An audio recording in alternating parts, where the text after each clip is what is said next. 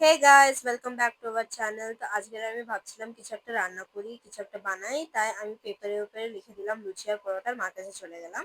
হ্যাঁ, একটা একটা ধরো তো। কেন? তোমাকে একটা জিনিস রান্না করে দেবো, যেটা তুমি চুজ করবে সেটা রান্না করে দেবো। চোখ বন্ধ করো। এইটাই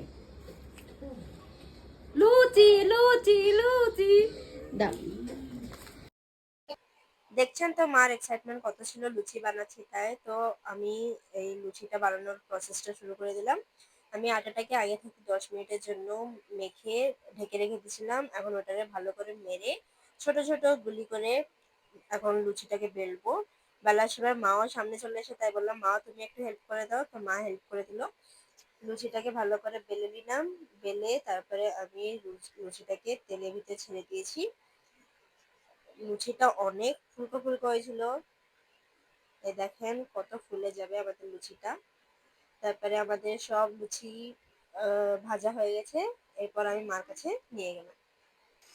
don't forget to subscribe. Thank you.